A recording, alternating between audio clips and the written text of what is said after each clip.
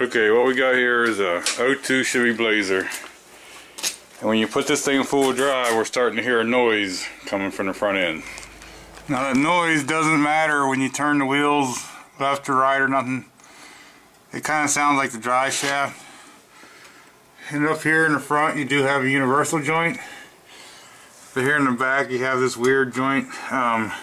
So we got a handful of bolts here. So I'm going to take this shield off. And I'm going to take that shield off and then we'll get a better look up in here. Alright, now there's the front universal joint. And it feels tight to me. You hold this piece here, the yoke on the rear end, and then you grab the drive shaft, see if you can twist or move it and play it off. And it feels tight. But now on the back of the drive shaft here, we have this joint. Okay, I don't know if you can see that or not. Which is not a U-joint. So let me set you down here and see if we can check this. Okay, I don't know how good you can see this, but this is the part on the transfer case. And if you wiggle this, that's the same noise we hear. And if you watch here, hold the drive shaft, see how much you can turn this. You can see the shaft right here and this.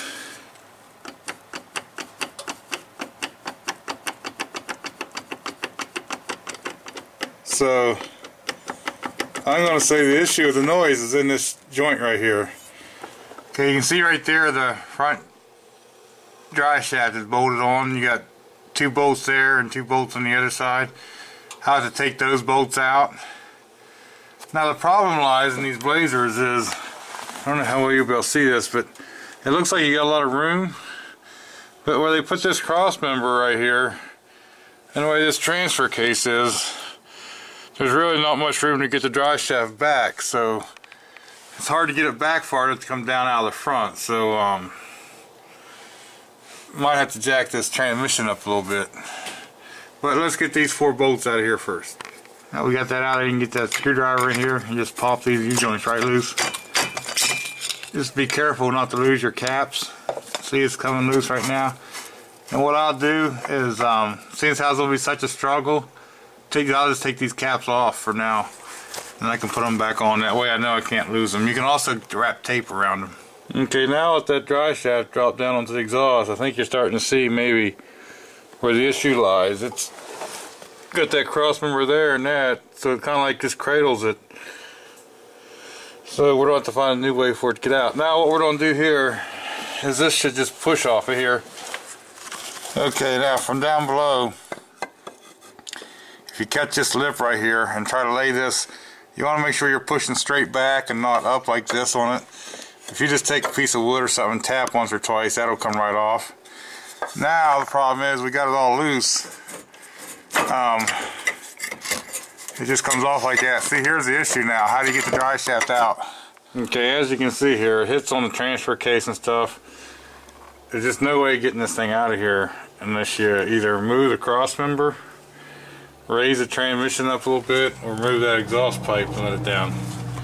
So what I'm going to do, since we already had this unbolted for that shield, just going to jack this up a little bit and see if I can get it out of there. Alright, I got it out of there, slid it out through this way.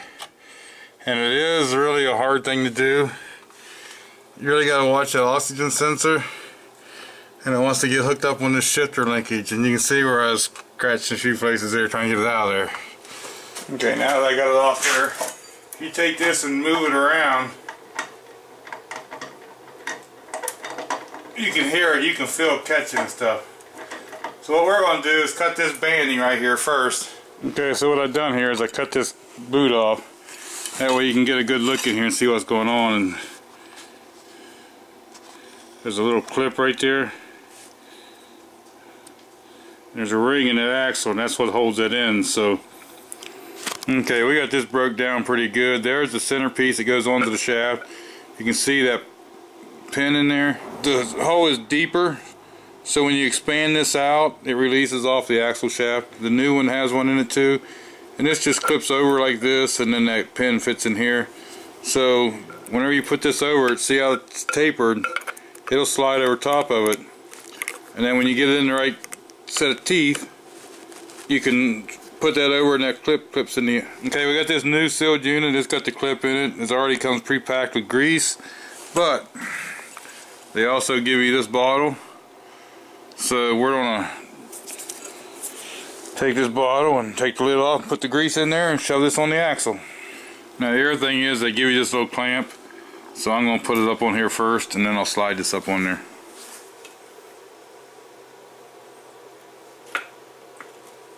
Okay, now what I done was I stood this up on end. I got this slid down over the shaft, and then I think I got it in the way there with the camera. But you get that in there until you feel the spline catch it, and then push it down on, and it catches. And now it's locked in there. Now we just got to put that clamp on there. Okay, so there we have the new end put on. Tighten this up. You also make sure you inspect this U-joint good, because this would be a good time to change it if you did see anything wrong with it. This one appears to be okay. On this, all I done, there's a big long tab. I got a pair of pliers and just held this with a screwdriver, pulled it, bent it over, and then I crimped that down. So you can do them without the tools. I used the regular crimper, but anyway, next step we're going to do is get this thing back underneath there and try to get it up in the truck. Okay, now with that transmission jacked up as far as I can, I got this right up in here. You can see where I was rubbing and stuff on here, trying to get it up through there. So it's a very tight fit. Now what I did, I went past where I got to go, and then I'll just line this up, and we'll put this side back on. And all we got to do is to put this on, just get it up on there, and then give it a good push up on. Okay, I got this started on, and it's getting tight. So what I'm going to do is try to just barely bump it. Don't bump hard, because you'll bend this stuff. So you can try to bump out there. Okay, finally got that up on there. What I did is I went down on that end and just kind of put some pressure on it with a screwdriver and tapped it in this way, and it just slipped right on. So you want to make sure you get that all the way up on there. Now what I'm going to do is clean them crosses off right there really good. Get just a little dab of grease and put in each cap that I took off, and then we'll put that right back up on there. Okay, I don't know if you're going to be able to see it or not, but see this little ear right here? That U-joint cap has to set down in behind that ear. So I got this one back and behind the ear, so I'm going to put the strap on this side with the two bolts just snugly, not real tight, just snugly. Then I'm going to roll the drive shaft over and visually look and make sure both sides are in good. Then I'll put the other strap on with the bolts the same way, and then I can proceed to tighten it down. Okay, I got this behind the cap there,